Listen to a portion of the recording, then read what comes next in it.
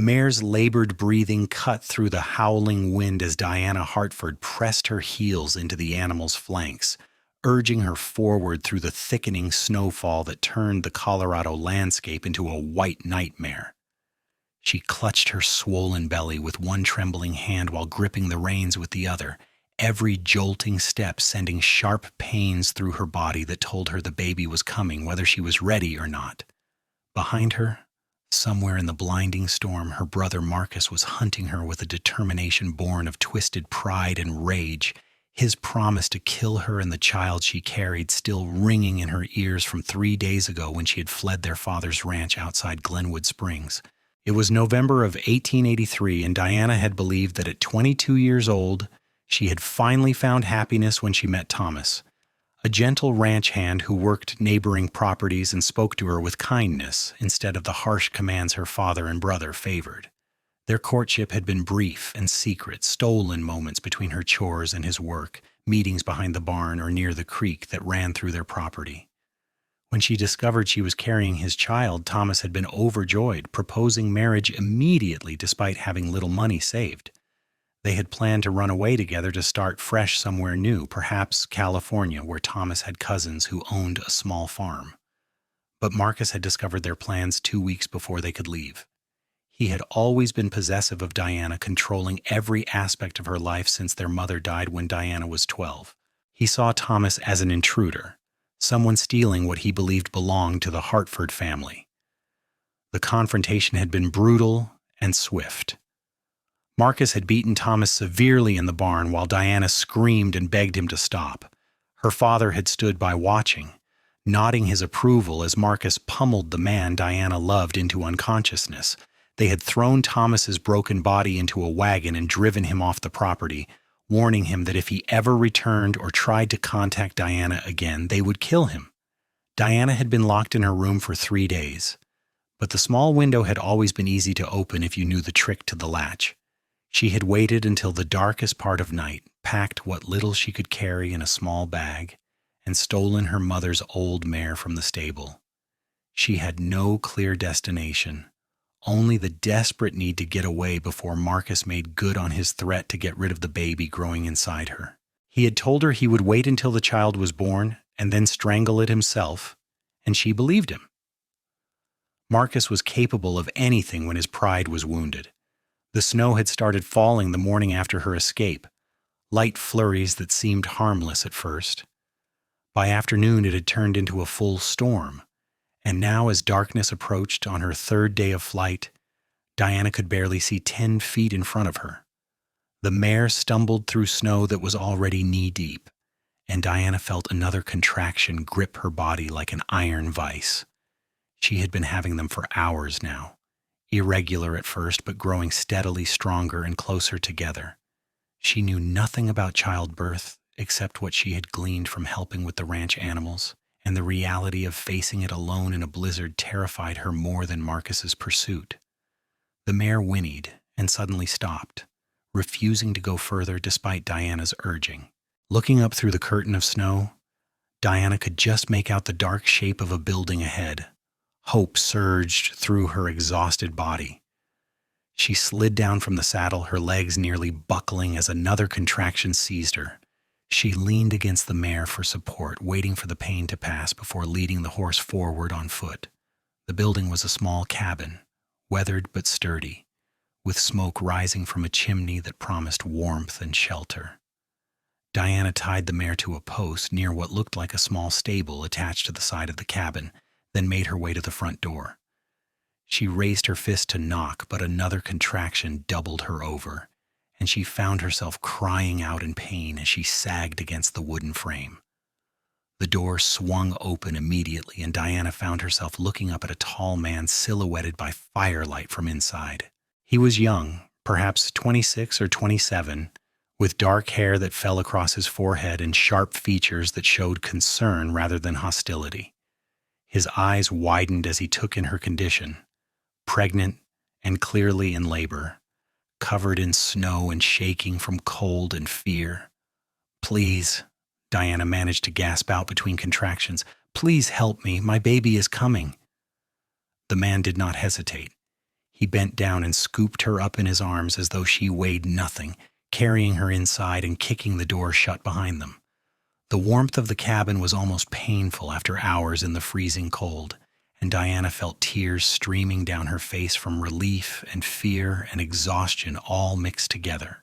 "I have got you," the man said, his voice deep and steady. "You're going to be all right. Let me get you somewhere comfortable."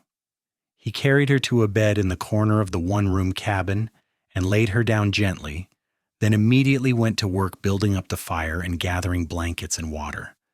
Diana watched through pain-hazed eyes as he moved with efficient purpose, and she realized this must be a line cabin, one of the small shelters scattered across the vast Colorado ranges where cowboys stayed when watching over distant herds during the winter months.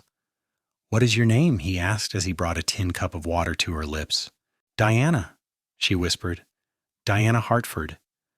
"I am Dalton Everett," he said. "I work for the Morrison Ranch out of Palisade. This is one of their line cabins. How far along are you? When did the contractions start?" 9 months, Diana said, gritting her teeth as another wave of pain hit her. "The contractions started this morning, but they are getting much worse now. I do not know anything about birthing. I am scared." Dalton's jaw tightened, but his eyes remained calm and reassuring. "I have delivered plenty of foals and calves over the years. A human baby cannot be that different in principle. I am not going to let anything happen to you or your child. Where is your husband, your family?" The question brought fresh tears to Diana's eyes. "There is no husband. The man I love, my baby's father, my brother beat him and drove him away. I do not even know if he is alive. My brother is hunting me. He wants to kill my baby. I have been riding for 3 days trying to get away. Trying to get somewhere safe, but I do not know where that is anymore." Dalton's expression hardened at her words, anger flashing in his dark eyes. "No one is going to hurt you or this baby, not while I am here. Do you understand me? You are safe now." Something in the certainty of his voice made Diana believe him, and she nodded, clinging to that promise like a lifeline. Another contraction hit her, stronger than before, and she cried out despite trying to stay quiet. Dalton moved quickly, rolling up his sleeves and washing his hands thoroughly in a basin of water he had heated over the fire. "I need to check how far along you are," he said gently. "This is going to be uncomfortable, but I need to know if the baby is coming soon." Diana nodded, beyond modesty or embarrassment now. The pain was all-consuming, and she trusted this stranger more than she had trusted anyone in years. Dalton worked quickly and professionally, and when he met her eyes again, his expression was serious. "The baby is coming very soon. You're going to need to push when the next big contraction comes. I am right here with you. You can do this, Diana. You are stronger than you know." The next hours blurred together in Diana's memory afterward, a haze of pain and effort, and Dalton's steady voice guiding her through each contraction, each push, each moment when she thought she could not possibly continue. He never left her side, his hands steady and sure, his voice never wavering from that calm certainty that everything would be all right. He wiped her forehead with a cool cloth, gave her water when she needed it, and talked her through each step of the process with a gentleness that seemed at odds with his rough cowboy exterior. Outside, the storm raged on, wind howling around the cabin and snow piling up against the walls. Inside, the fire crackled warmly, and Diana focused everything she had on the task at hand. She thought about Thomas, hoping desperately that he was alive somewhere, healing from the beating Marcus had given him. She thought about her mother, dead these 10 years, and wished she could be here for this moment. Most of all, she thought about the baby, her child, and the fierce determination to protect this life she had created flooded through her. "One more big push," Dalton said, his voice tight with concentration. "I can see the head. You are almost there, Diana. One more." Diana bore down with everything she had, feeling something give way inside her, and suddenly there was a release of pressure and a sound that made her heart stop and then race. A baby's cry, thin and reedy but strong, filled the cabin. Tears streamed down Diana's face as Dalton worked quickly, cutting and tying the cord, cleaning the baby with gentle efficiency. "You have a son," Dalton said, and Diana heard the wonder in his voice. He wrapped the baby in clean blankets and brought him to her, placing the tiny bundle in her arms with reverence. A perfect, healthy son. Diana looked down at her baby's scrunched red face, his tiny fists waving in the air, his eyes squeezed shut as he continued to wail his displeasure at this cold, new world. Love unlike anything she had ever felt crashed over her like a wave, so powerful it took her breath away. This was her son, hers and Thomas's, the product of their love, the hope for their future, everything good and pure and worth fighting for. "Thank you," she whispered to Dalton, looking up at him through her tears. "Thank you for saving us."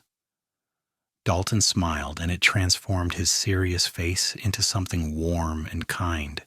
"You did all the hard work. I just caught him. He is beautiful, Diana." Over the next hours, Dalton took care of everything.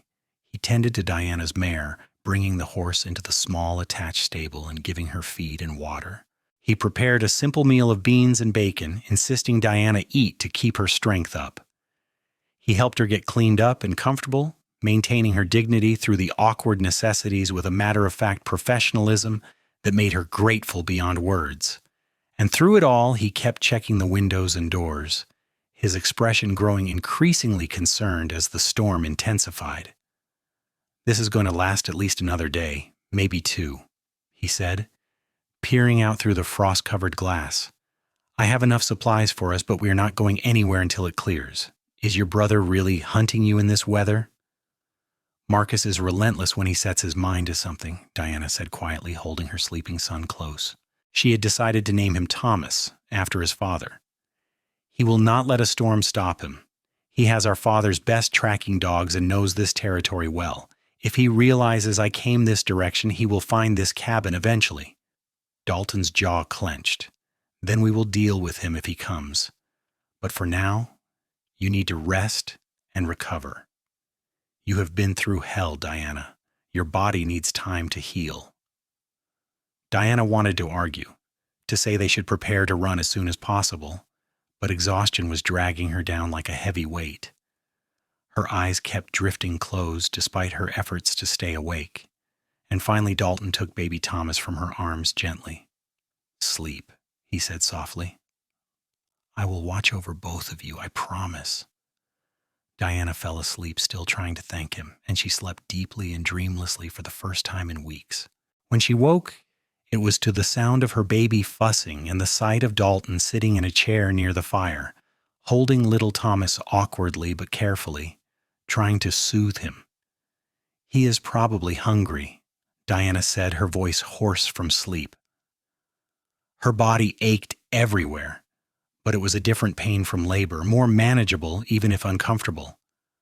Dalton looked relieved and brought the baby to her immediately.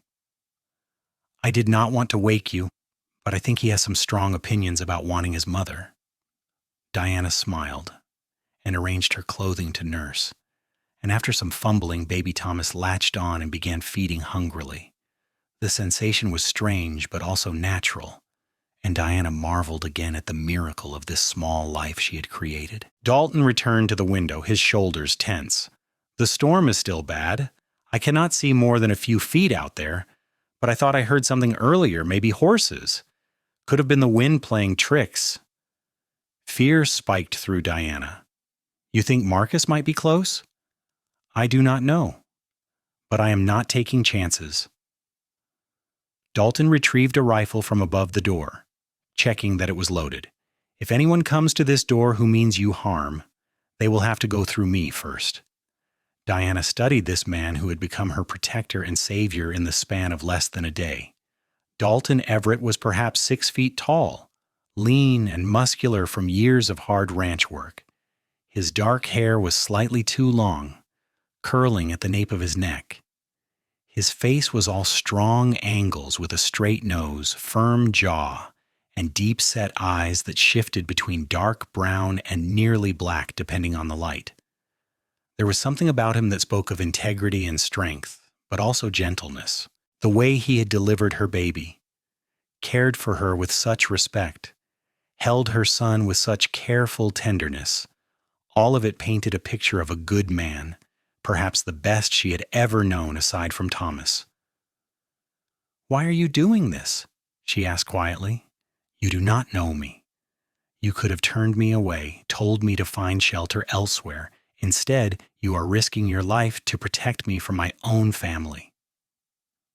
"Why?" Dalton was quiet for a long moment, still watching the window. When he spoke, his voice was thoughtful. "My mother died when I was young, giving birth to my sister. My father blamed the baby, said she killed our mother. He grew cold and mean, taking his grief out on both of us. When I was 16 and my sister was 8, I came home one day to find him beating her for some small mistake. I stopped him, fought him, and left with my sister that very day. We went to live with our uncle in Palisade, and he helped us build a new life. My sister is married now, happy, with 2 children of her own, but I never forgot what it felt like to be powerless, to watch someone hurt someone you love. When I opened that door last night and saw you, saw what you were running from, I saw my sister, I saw my mother. I could not turn you away even if I wanted to. Some things are more important than safety or convenience." Diana felt tears sting her eyes again. "Your sister is lucky to have you." "I am the lucky one," Dalton said simply. "She gave me a reason to be better than my father. And now she has a family, and I get to be Uncle Dalton to the wildest nephews in Colorado." His expression softened as he glanced back at her and baby Thomas. "There is nothing more important than protecting family, and right now you two need protecting." The rest of that day and night passed in a strange, isolated peace. The storm continued to rage outside, but inside the cabin it was warm and safe. Dalton proved to be surprisingly good company, telling Diana stories about ranch life and his various adventures with difficult cattle and ornery horses. He made her laugh with his dry observations about the Morrison family he worked for. Good people, but prone to dramatic arguments over the smallest things. Diana, in turn, told him about her life before this nightmare began. Her childhood on the ranch, helping her mother with the garden and the chickens, learning to ride before she could properly walk. Her mother's death, and how everything had changed after, her father growing distant and allowing Marcus to take over most of the ranch operations and family decisions. How Marcus had gradually become more controlling, dictating what Diana could wear, where she could go, who she could talk to. How meeting Thomas had felt like finally being able to breathe after years of suffocation. "Do you love him?" Dalton asked.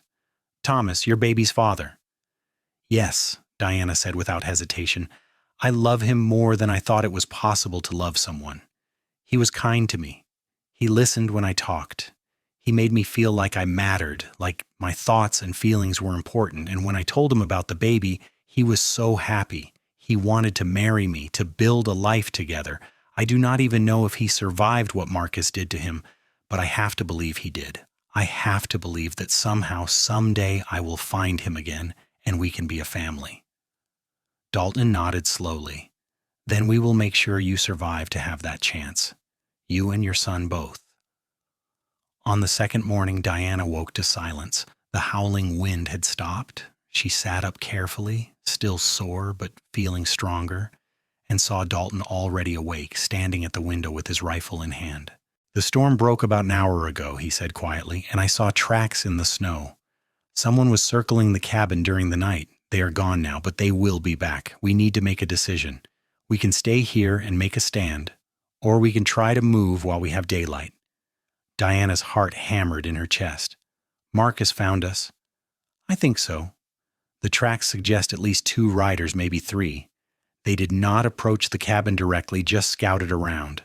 They will come back with a plan." Dalton turned to face her, his expression serious. Diana, I need you to understand something. I will do everything in my power to keep you safe, but your brother sounds like a dangerous man. If it comes to a fight, things could go badly. You need to be prepared for that possibility." "What are you saying?" Diana whispered, clutching baby Thomas closer. "I am saying that if something happens to me, you need to take my horse. He is strong and fast. Ride south toward Palisade. When you get to town, find the marshal, a man named Jim Beckworth. Tell him Dalton Everett sent you. He is a good man. He will protect you and help you get somewhere safe. Promise me you will do that if things go wrong." "Nothing is going to go wrong," Diana said fiercely. "You are not going to die protecting me." "I do not plan on it," Dalton said with a slight smile. "But plans change. Promise me, Diana." "I promise," she said reluctantly. "But you better not make me use that promise, Dalton Everett." He was about to respond when they both heard it, the sound of horses approaching. Dalton moved to the window and cursed under his breath. "3 riders. They are not trying to hide anymore. Get behind the bed, stay low, and keep the baby quiet." Diana scrambled off the bed and crouched behind it, her whole body shaking. She held Thomas close, praying he would not start crying. She could hear the horses stopping outside, then heavy footsteps on the wooden porch. "Diana!" Marcus's voice rang out, hard and cold. "I know you are in there. The tracks lead right to this cabin, and your sorry mare is in the stable. You have led us on quite the chase, little sister, but it ends now. Come out and face what is coming. Maybe I will make it quick for the baby if you cooperate." Dalton's knuckles were white on the rifle. "This is private property of the Morrison Ranch. You are trespassing. Leave now or face the consequences." Marcus laughed, a harsh sound devoid of humor. "You must be the cowboy who decided to play hero. Noble of you, but stupid. There are 3 of us and 1 of you. My father is with me and our ranch foreman, Clint. We are all armed. You hand over my sister and her bastard, and we will leave you alive. You keep them.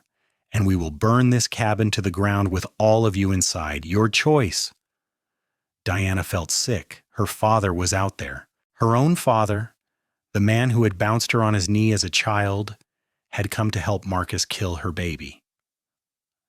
The betrayal cut deeper than any physical wound. Dalton's voice was steady and hard. "I am not handing over anyone. Diana is under my protection. She has committed no crime. Her child is innocent. If you want to hurt them, you will have to go through me, and I promise that will not go the way you think it will. I am a dead shot, and you are sitting on horses in open ground. I can pick off at least 2 of you before you even get close to this door, so I suggest you reconsider your options." There was silence from outside, and Diana could imagine Marcus weighing his choices. She knew her brother, knew his pride would not let him back down easily, but he was also pragmatic. If Dalton really was as good a shot as he claimed, rushing the cabin would be suicide. Finally, Marcus spoke again. "All right, cowboy, you want to play it that way? We will wait. You have to come out sometime. When you do, we will be ready. Diana, I hope you are listening. This man is going to die because of you. His blood will be on your hands. Think about that while you're hiding in there." The horses moved away, but Diana knew they had not left. They would set up somewhere with a view of the cabin and wait them out. It was a siege. Dalton came over to where Diana was still crouched behind the bed. He knelt down beside her, his face grim but not defeated. "I'm sorry. I hoped they would give up and leave."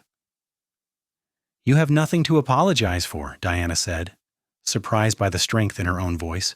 "You have done more for me than anyone had a right to expect. Dalton, if we do not make it out of this, I want you to know that I will never forget what you have done for me and Thomas. You are a good man, the best I have ever known besides my baby's father." Dalton reached out and gently touched her cheek, his fingers warm against her skin. "We are going to make it out of this. Both of us. All 3 of us. I am not letting Marcus win. He does not get to destroy something good just because he is twisted and cruel. There has to be another way." They spent the day making preparations. Dalton had enough supplies for perhaps a week if they rationed carefully. He boarded up the windows to prevent anyone from shooting inside, leaving only small gaps to see and shoot through. He checked every inch of the cabin for weaknesses, places where someone might break in, and through it all, he kept reassuring Diana that they would find a way out of this. As night fell again, Diana nursed baby Thomas and watched Dalton move around the cabin, his movements economical and purposeful. She found herself noticing details about him, the way his hair fell across his forehead when he leaned forward, the strength in his hands, the quiet determination in his eyes. She thought about what he had told her, about saving his sister and building a new life. This was a man who understood sacrifice, who knew what it meant to protect someone you cared about. She wondered what Thomas would think of Dalton.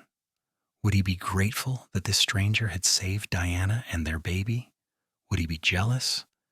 Diana did not know, and thinking about Thomas now brought a complicated mix of emotions. She loved him, she did. But he felt far away now, almost like a dream from another lifetime. The reality was here, in this cabin, with Dalton standing watch to keep her and her son safe. "Get some sleep," Dalton said softly. "I will keep watch. They will not try anything tonight, too risky in the dark. What about you? You need sleep too." "I will rest tomorrow during daylight when I can see them coming. Tonight I stay awake." Diana wanted to argue but was too exhausted. She lay down with Thomas nestled against her and fell into an uneasy sleep filled with dreams of Marcus's cold eyes and her father's betrayal.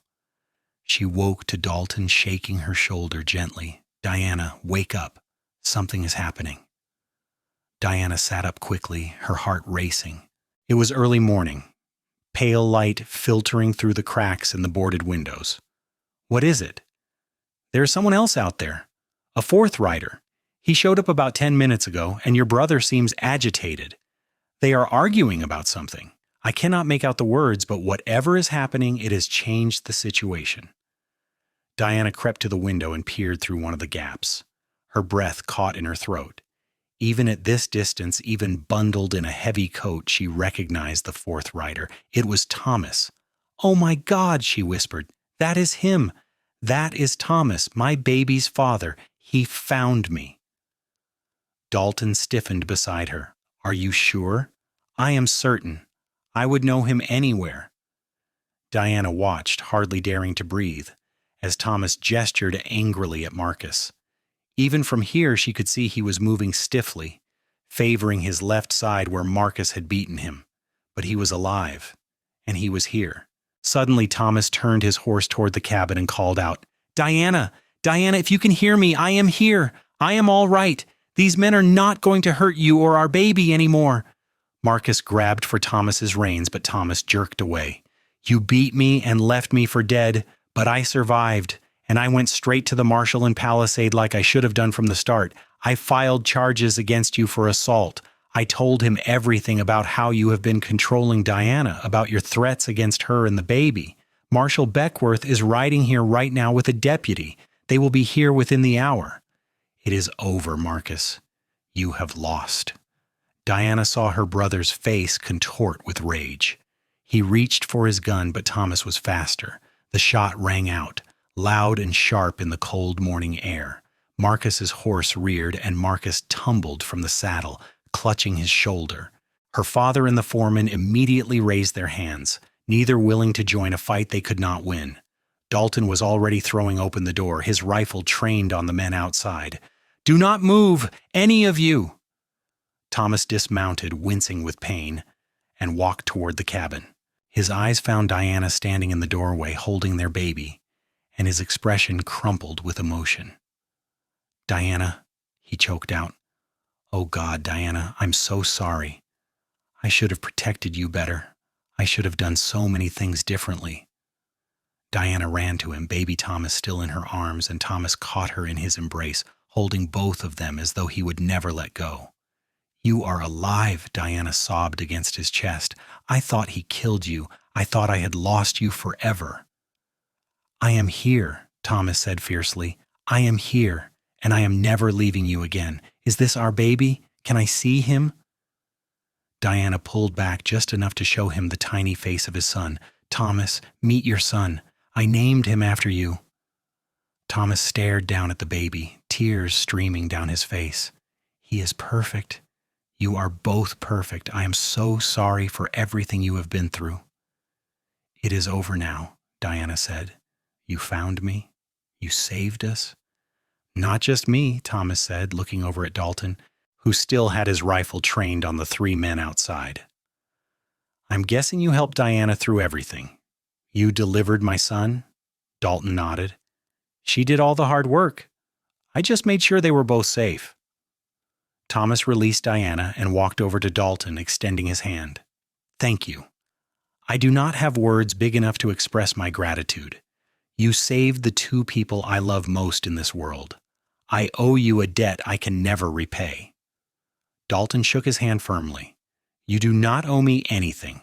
I did what anyone should do. Just take care of them from now on." True to Thomas's word, Marshal Beckworth arrived less than an hour later with his deputy.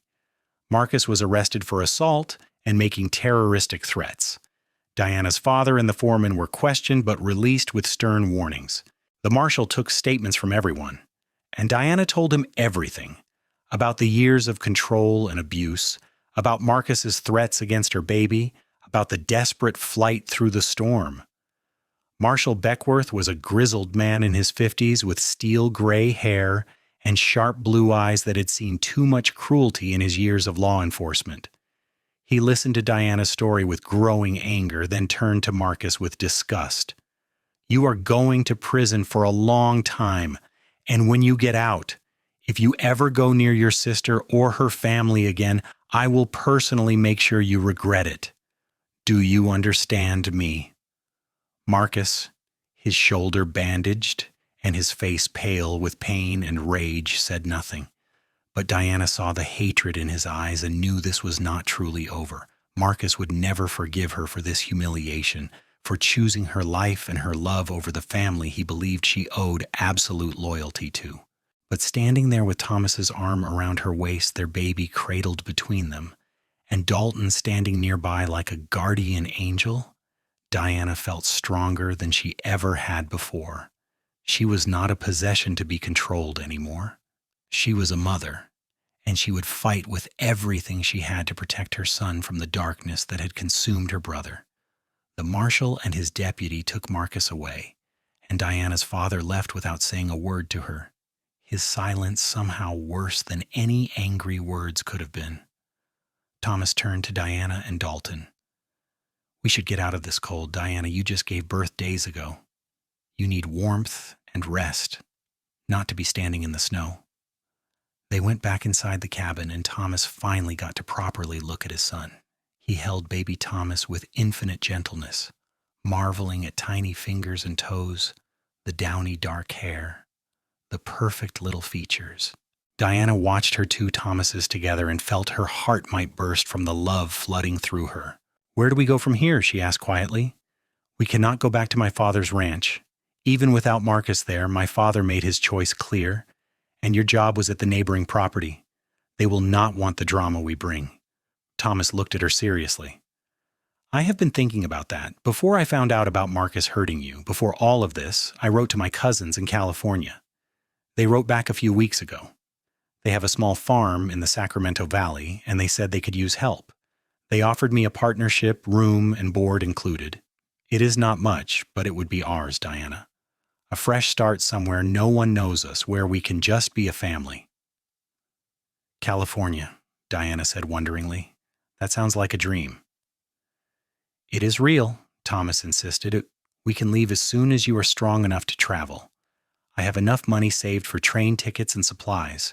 We can start over." "Diana, really? Start over?" Dalton cleared his throat. "That sounds like a good plan. You 2 should take it. Build the life you were meant to have." Diana looked at Dalton and felt a pang of sadness. In the short time she had known him, he had become important to her, someone she trusted and cared about. The thought of never seeing him again hurt more than she expected. "What about you? What will you do?" "Go back to my job with the Morrisons, check on my sister and her family, keep doing what I have always done." Dalton smiled, but Diana thought she saw something sad in his eyes. "I will be fine. I am always fine." "Come with us," Diana said impulsively. Thomas looked at her in surprise, but she pressed on. "Come with us to California. You said yourself you're just a ranch hand here. My cousin's farm could probably use an extra pair of experienced hands. You could be part of something new, somewhere you are appreciated." "Diana," Dalton said gently, "that is kind of you, but I cannot intrude on your new family. You and Thomas deserve to build your life together without me in the way." "You would not be in the way," Thomas said, and Diana was grateful for her husband to be's understanding. "Diana is right. You saved my family. If you want a new start too, you should have that chance. At least think about it." Dalton was quiet for a long moment, his expression unreadable. Finally, he nodded slowly. "I will think about it. Let me send a telegram to the Morrisons and to my sister, let them know what happened. If they can spare me, maybe I will take you up on that offer." They stayed in the cabin for 3 more days while Diana recovered her strength. Thomas doted on her and the baby, trying to make up for not being there during the birth, but Diana could see him watching Dalton sometimes with a complicated expression, and she wondered what he was thinking. Was he jealous of the bond she had formed with the cowboy during those desperate hours? Did he resent that another man had been there for his son's birth instead of him?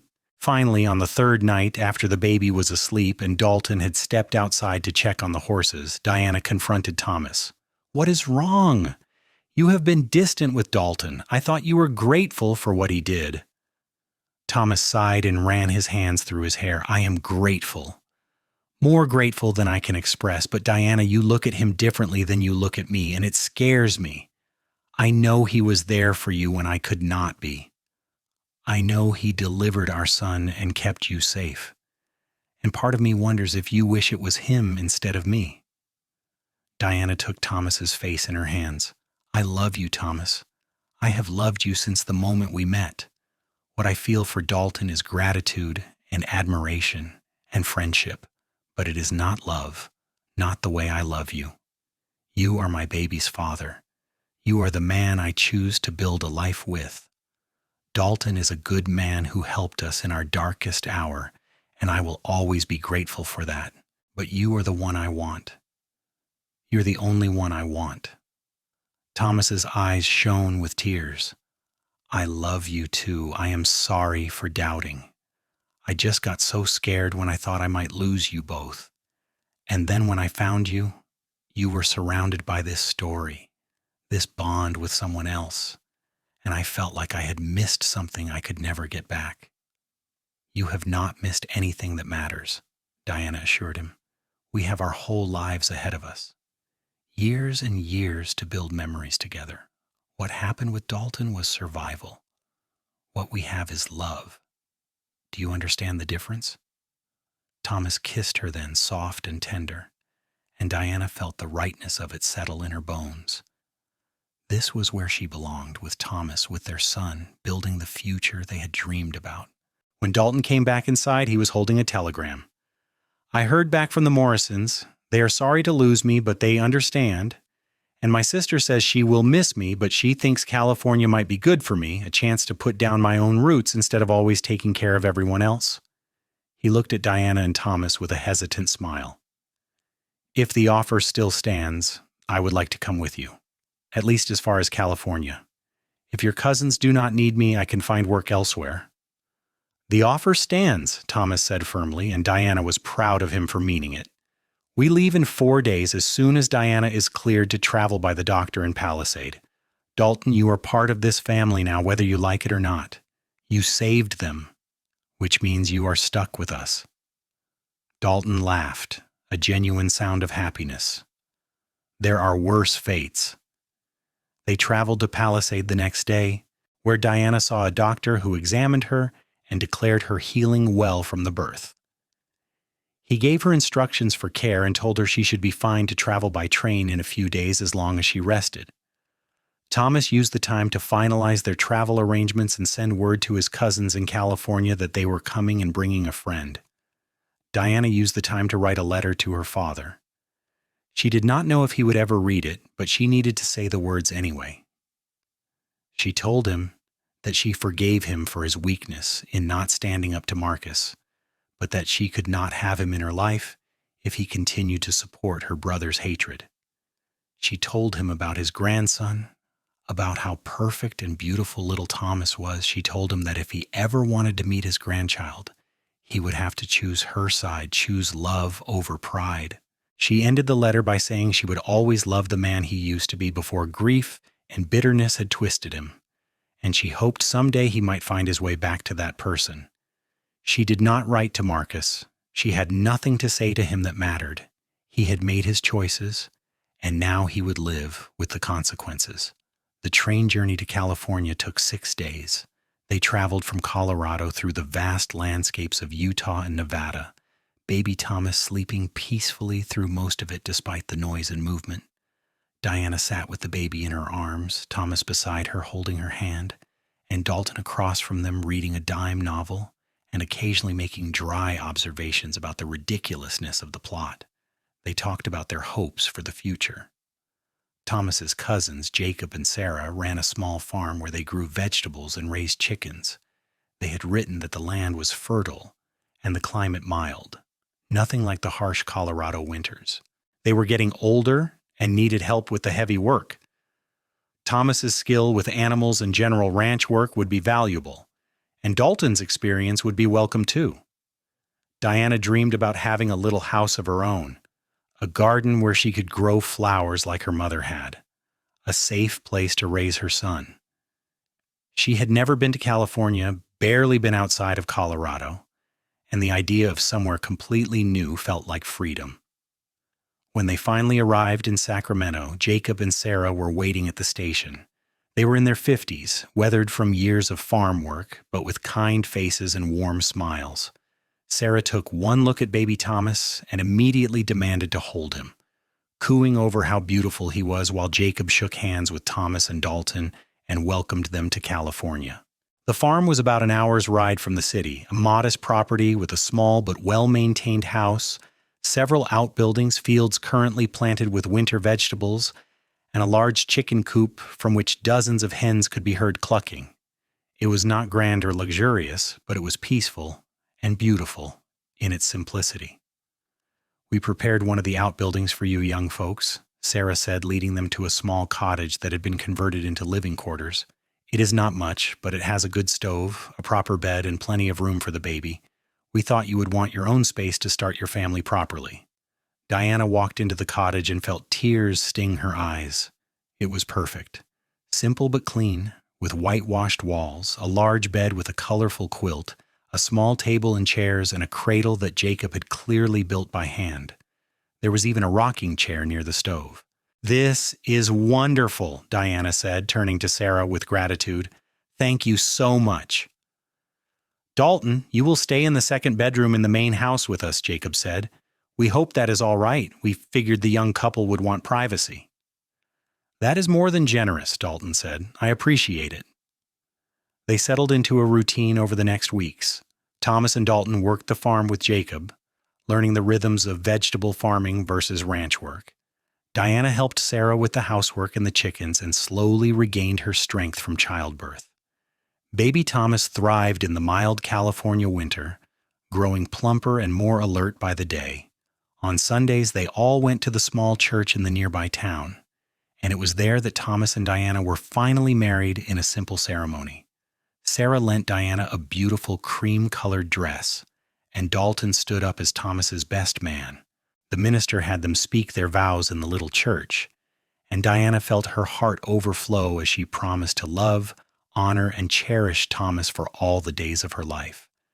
When Thomas slipped a simple gold band on her finger, she knew she was finally where she belonged. The wedding breakfast was a joyful affair at the farm, with Sarah cooking an enormous meal and Jacob producing a bottle of wine he had been saving for a special occasion. They toasted to the new couple, to baby Thomas's health, and to the future they were all building together. As winter turned to spring, the farm burst into life. They planted the summer crops, expanded the chicken operation, and even talked about getting a milk cow. Diana planted a garden near the cottage, filling it with flowers and herbs, creating beauty in this new place she could call home. She wrote occasional letters to Thomas's other cousins and friends he still had scattered around the West, letting people know where they had ended up.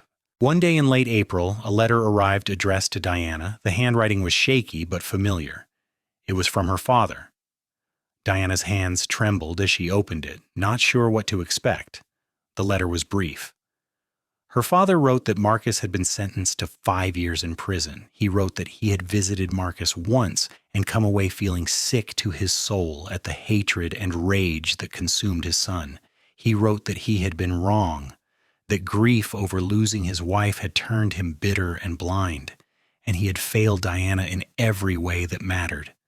He wrote that he did not expect forgiveness, but he wanted her to know that he was sorry, and that he hoped someday he might be allowed to meet his grandson. Diana read the letter 3 times, tears streaming down her face. Thomas found her sitting on the porch step, and she showed him the letter without words. He read it, and then pulled her into his arms. "What do you want to do?" he asked gently. "I want to write back," Diana said slowly. "I want to tell him about Thomas, about our life here. I want to leave the door open for him to be part of our family if he truly has changed, but I will not let him near our son until I am sure Marcus is gone from his life permanently. I will not risk Thomas's safety for anyone." "That seems wise," her husband agreed. "You have a good heart, Diana. I hope your father deserves the chance you are giving him."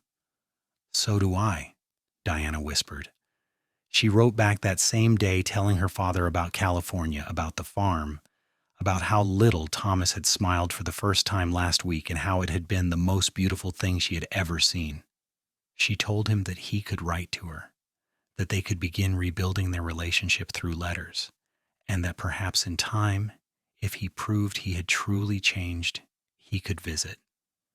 But she was firm that Marcus could have no part in her life or her son's life ever. That was not negotiable. Summer came, hot and bright, and the farm flourished. They harvested vegetables that were sold at the market in Sacramento, and the chickens produced more eggs than they could use themselves. Jacob began teaching Thomas the business side of farming, how to negotiate prices and manage accounts. Dalton took to the work with the same quiet competence he brought to everything, and Diana noticed that he seemed more relaxed than he had been in Colorado, as though some burden had been lifted from his shoulders. In June, Dalton traveled to Sacramento for supplies and returned with news that he had met a young woman at the general store. Her name was Rebecca. She was the daughter of the store owner, and she had hair the color of copper and a laugh that made Dalton smile when he talked about her. Diana and Sarah immediately demanded details, teasing him mercilessly, and even Thomas joined in the good-natured ribbing.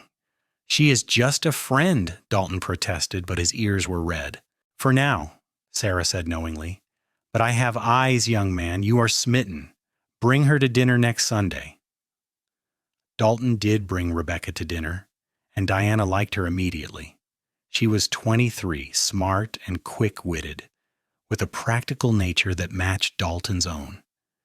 She and Dalton fit together naturally, finishing each other's sentences and sharing glances full of private meaning. By the end of summer, they were courting officially, and Dalton started making plans to build his own small house on a corner of the farm property so he could properly court Rebecca. Diana's father wrote regularly now, long letters full of news from Colorado and careful questions about her life. He never mentioned Marcus, and Diana was grateful for that. Through his letters, she could see him changing, becoming more like the father she remembered from childhood. He sent a gift for baby Thomas's first birthday, a beautiful wooden rocking horse he had carved himself. The gesture moved Diana deeply, and she sent him a photograph of Thomas sitting on the horse, grinning toothlessly at the camera. In the fall, Rebecca and Dalton were married in the same little church where Diana and Thomas had wed. The whole community turned out for the celebration, and Diana held her son, now almost a year old and walking everywhere on wobbly legs, as she watched 2 people she cared about promise their lives to each other. When Dalton looked at Rebecca with such obvious love and devotion, Diana felt grateful that he had found his own happiness. Rebecca moved into the small house Dalton had built, and the farm suddenly felt even more like a real home filled with family both born and chosen. The two couples would have dinner together several times a week, and Diana and Rebecca became close friends, sharing the work of the farm and the dreams they had for the future. In the spring of 1885, Diana discovered she was pregnant again. Thomas was overjoyed, and this time he would be there for everything, not just the aftermath. They told everyone at a Sunday dinner, and the celebration was loud and full of laughter. Baby Thomas, now almost 18 months old and talking in simple sentences, seemed confused by all the excitement, but happy to be the center of attention. Diana's pregnancy was easier this time without the fear and flight that had marked her first. She was healthy and surrounded by people who loved her. When she went into labor in September, it was in her own bed, with Sarah attending her and Thomas holding her hand. Dalton and Rebecca waited anxiously in the main house with Jacob and little Thomas. The birth was faster than her first, and when Diana heard her baby cry, she wept with relief and joy. "A daughter," Sarah announced, beaming. "You have a beautiful daughter." They named her Rose, after Diana's mother. She had her father's fair coloring and her mother's delicate features, and Thomas declared she was the most beautiful baby girl who had ever existed. Little Thomas was fascinated by his baby sister, wanting to touch her gently and bring her his toys. In October, Diana received a letter that her father was coming to visit. He would arrive in November and stay for 2 weeks, if that was acceptable. Diana discussed it with Thomas, and they agreed it was time. If her father had truly changed, he deserved to meet his grandchildren. If he had not, they would know quickly and could send him away. When William Hartford arrived at the farm, Diana hardly recognized him. He had aged years in the months since she had last seen him, his hair now completely gray, his face lined with regret and sorrow.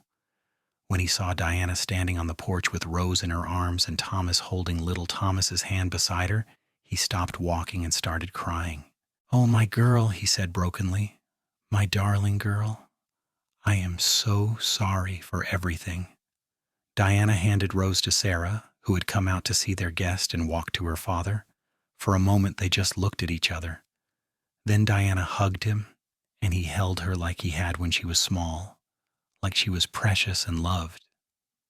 "Welcome, Papa," she said softly. "Come meet your grandchildren." William Hartford spent 2 weeks on the farm, and Diana watched him carefully for any sign of the coldness or cruelty he had shown before, but all she saw was a man trying desperately to make amends, to be worthy of the second chance he had been given. He was gentle with the children, patient and kind. He helped with the farm work without complaint. He apologized to Thomas directly for his failures in protecting Diana, and the two men came to a careful understanding. On his last day, William pulled Diana aside. "I need you to know something. I wrote to Marcus in prison. I told him that if he ever contacts you or your family after he is released, I will testify against him in court for every threat he ever made, every instance of abuse I witnessed. I told him he is no longer my son if he cannot let go of his hatred. I failed you once by choosing him. I will not make that mistake again." Diana felt something break open in her chest, something that had been locked tight since the night she fled into the snowstorm. "Thank you, Papa. That means more than you know." "You have built something beautiful here," William said, gesturing at the farm. The family gathered nearby. "Your mother would be so proud of you." "I am proud of you." They said goodbye with promises that he would visit again, and that Diana and Thomas would bring the children to Colorado to visit him when they were older. It was not perfect, and the scars of what had happened would never fully fade, but it was healing, and that was enough. The years rolled forward with the gentle rhythm of farm life. Rebecca and Dalton had their first child in 1886, a son they named Matthew. Little Thomas and Matthew became inseparable as they grew, causing mischief all over the farm. Rose grew into a bright, talkative little girl who loved flowers and chickens in equal measure. In 1888, Diana gave birth to twin boys, Samuel and Benjamin, and the farm was suddenly overflowing with children's laughter and chaos. Thomas and Diana built an addition onto their cottage to accommodate their growing family. Dalton and Rebecca built onto their house as well when their daughter Grace was born in 1889. The farm prospered under the combined efforts of the two families and Jacob and Sarah. They expanded their operations, adding fruit trees and a small dairy operation. They became known throughout the area for quality produce and fair dealing. Little Thomas, as he grew older, showed a real talent for working with animals and declared he wanted to be a veterinarian someday. Diana and Thomas started saving money to make that dream possible. Diana's father visited every year, and the children grew to love their grandfather, this gentle older man who carved toys for them and told stories about their grandmother. Marcus was released from prison in 1888, and true to his word, William Hartford cut off all contact with his son. Diana heard through occasional letters from old neighbors that Marcus had left Colorado entirely, heading to Montana Territory. She was grateful he was far away and hoped he had found some kind of peace, though she doubted it. On a summer evening in 1890, Diana stood on the porch of her cottage watching the sun set over the California hills. Inside, she could hear Thomas reading a bedtime story to the younger children, his voice rising and falling with dramatic effect. Rose was helping Rebecca with dishes in the main house, their laughter carrying across the yard. Little Thomas, now 8 years old and no longer so little, was with Dalton and Matthew checking on the livestock one last time before full dark. 7 years had passed since that terrifying night when Diana had given birth in a snowstorm, fleeing for her life. 7 years since a cowboy named Dalton Everett had opened his door and changed everything. So much had happened, so much had changed, yet the core of it remained the same. Family, love, protection, sacrifice. These were the things that mattered. Sarah came out of the main house and walked over to stand beside Diana. "Wool gathering?" the older woman asked kindly. "Remembering," Diana said softly, "thinking about how different everything is now from how it was then." "You have come a long way, dear girl. You and Thomas both. And Dalton. You three built something special here, something worth protecting." "We had help," Diana said, smiling at Sarah. "You and Jacob gave us a chance when we had nothing. You made this possible." "We gave you land and a roof," Sarah corrected. "You gave us family.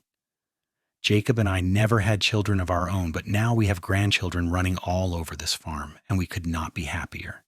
You gave us that gift, Diana." Thomas came out onto the porch then, sliding his arms around Diana's waist from behind and resting his chin on her shoulder. "The children are asleep, all 5 of them finally.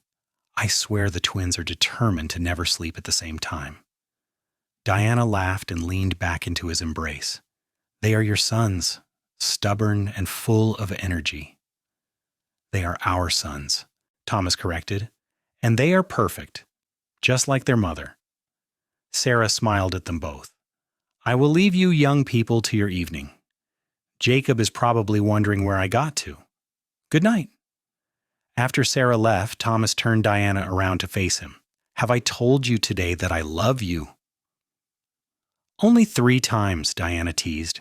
"You are falling behind." "Then I had better remedy that. I love you, Diana Everett. I love you more today than I did yesterday, and I will love you more tomorrow than I do today. Every moment with you is a gift I never thought I would have. You and our children are my entire world." Diana reached up to cup his face in her hands. "And you are mine. We made it, Thomas. Against everything that tried to destroy us, we made it to the other side. We built the life we dreamed about, and it is more than I ever hoped for." They kissed as the last light faded from the sky, and Diana felt the rightness of this moment settle into her bones. This was home. Not the farm, though she loved it. Not California, though she would never leave. Home was Thomas's arms, their children's laughter, the family they had built from ashes and pain and desperate hope.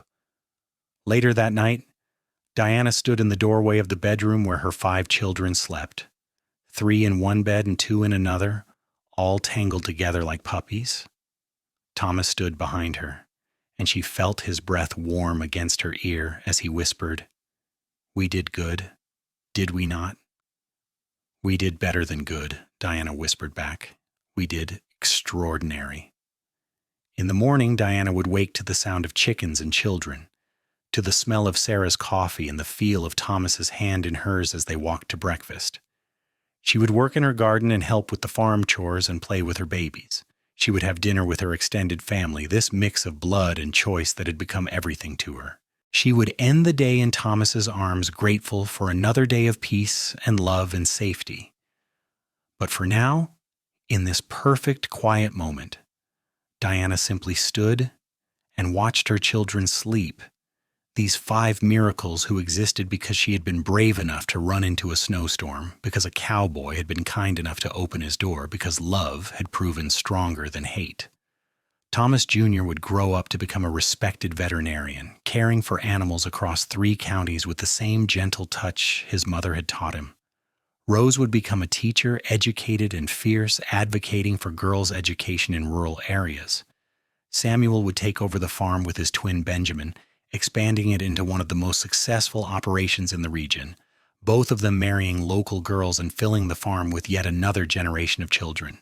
All 5 of Diana's children would grow up knowing they were loved beyond measure, that their mother had fought for their right to exist, and that family was worth any sacrifice. Dalton and Rebecca would have 4 children eventually, and their families would remain close for generations. The descendants of the cowboy who delivered a baby in a snowstorm, and the woman he saved, intertwining through marriages and friendships and shared history. William Hartford would live to see all of his grandchildren grown, spending his final years at peace in a small house Diana and Thomas built for him on the farm.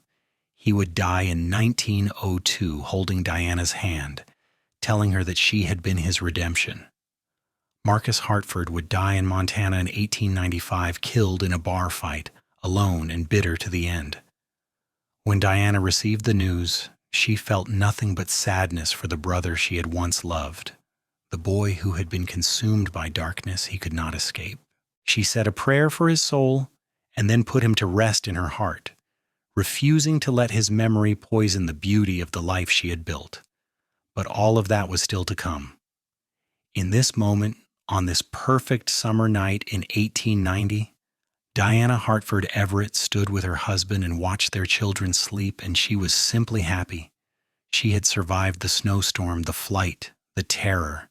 She had brought new life into the world in the darkest circumstances imaginable. She had been saved by a cowboy's kindness and her love's determination. And she had built from those desperate ashes a life filled with love and joy and hope. The story that had started with blood and fear and flight had become a story of family and healing and triumph. Diana had learned that sometimes the worst moments of your life set the stage for the best, that sometimes strangers become family, that love, real love, can survive anything and thrive. As she and Thomas finally went to bed, he pulled her close and kissed her forehead. "No regrets?" he asked softly. "Not a single one," Diana answered truthfully. "Everything we went through brought us here. How could I regret that?" "I love you," Thomas said. "I love you too," Diana replied, "now and forever." And in the morning they would wake up and do it all again, this beautiful, ordinary, extraordinary life they had built together. The snowstorm was long past. The danger was over. And the future stretched out before them, bright and full of promise. This was their happily ever after, hard-won and precious and real.